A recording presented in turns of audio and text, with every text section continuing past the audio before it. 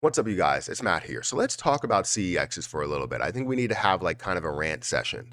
I know that a lot of people love my rants, but let's have a major discussion here. And it's mainly focused around Terra Luna Classic because Terra Luna Classic is something that's heavily affected by this and what has really brought my attention to what CEX is and, what power they have.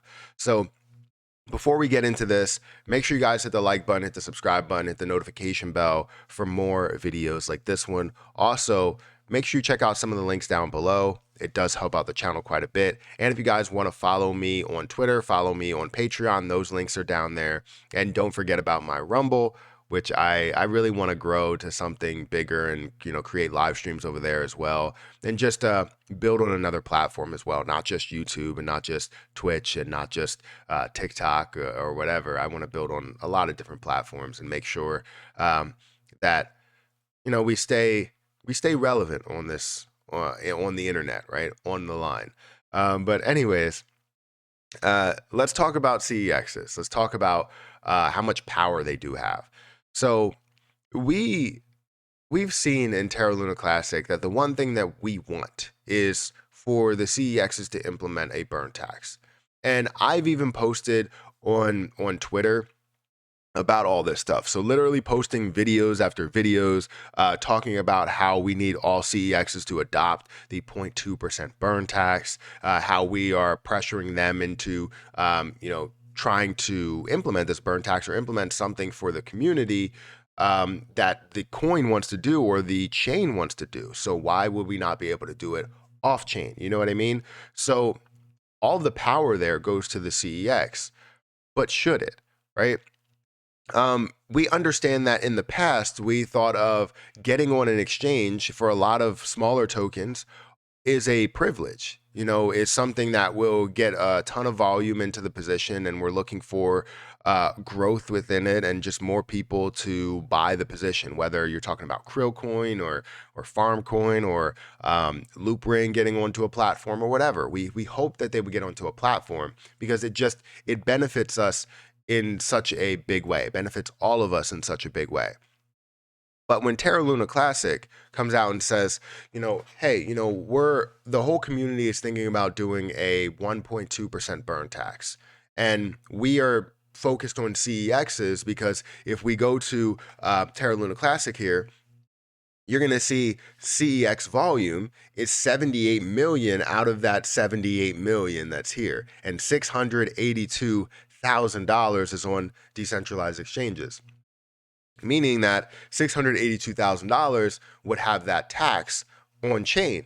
However, the off chain volume, which is majority of the volume, we would not see a tax on. Now, why is that?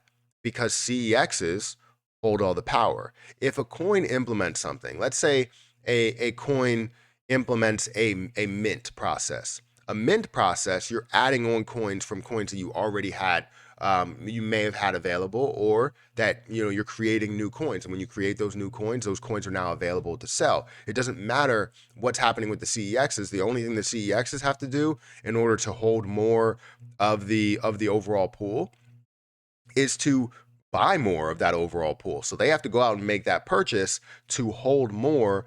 Let's say Binance wants to hold 60% of the volume. If Terra Luna Classic decides to mint 100%, right, then they're holding less percentage. So they would have to buy some of that volume in order to hold that, or buy some of that, the coins or supply in order to hold majority of that volume still. So with minting, it's a different story because it happens outside, and then the CEXs have to make a move to buy it, or else other CEXs will come in and scoop that up as well. Or just regular investors will come in and scoop it up. But with burning or creating something to where you want to see everybody implement a burn off of transactions or anything transaction based, it's all based off of what the CEX wants to do. And that's where they shouldn't have the strength. Because if a project wants to base itself or base its survival off of doing this, then a CEX should adhere to that, right? They say, all right, on chain, we want to burn 1% tax. A CEX should adhere to that because they're looking to trade. They're looking to bring their coin over to that platform and basically, if 60% of that volume happens on a platform, that's 60% of your identity. You would think that 60% of your identity would be whatever's on your chain, but no, that's barely even a percent. That's a fraction of a percent of your identity. So it's crazy to me to see how much power CEXs do have, and they shouldn't have that much power. And this is why I keep posting on Twitter about how CEXs need to adopt the burn tax, not because I want to see them just adopt the burn tax and see Terra Luna Classic thrive. It's because it creates a bigger message than that. It creates a way larger message than that, to where we're setting up other coins for success to be able to do the same thing based on transactions if they have some sort of a tax, because it doesn't hurt the the exchange to do that. It hurts the exchange only if one exchange does it. If all exchanges do it, it doesn't hurt the exchange, but we should have an ability to where whatever is on chain should be adopted off chain, because it's how the coin is going to be identified, right? We're looking to get Terra Luna Classic back to a form of normalcy, and the way we do that, burn down that supply, create utility, or bring back utility. And the way that we bring back utility is start with the first outlier, which is the fact that we have um, a crazy amount of supply. I don't even know what percentage of an increase, but it's a crazy amount of supply compared to what we have. We had like 200 or 300 million, and now we have 6 or 7 trillion total tokens. So we're literally skipping not only looking at millions or skipping hundreds of millions, we're skipping billions or hundreds of billions to get to trillions. So that's the major outlier, and CEXs hold all the power.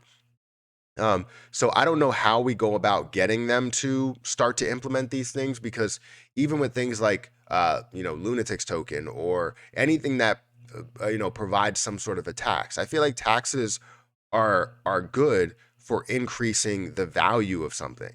Um, so if you're just talking about Terra Luna Classic, survival, because as things did crash down, there's a large community behind Terra Luna Classic, and we want to get it back to where it was, and then set up the stage to where it cannot collapse as easy or at all, right? So I feel like we need to keep pressuring CEXs, and I'm going to keep making videos like this. But I just wanted to rant to you guys about CEXs and the fact that they hold a lot of power to which they shouldn't.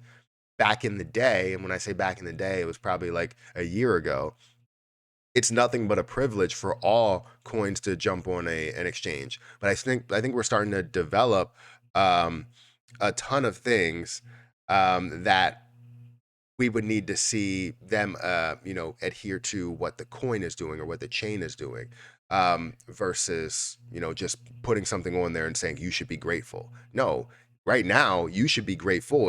If you should be grateful as a CEX, you should be grateful because you have $1 billion coin that is, the community is willing to trade on that platform.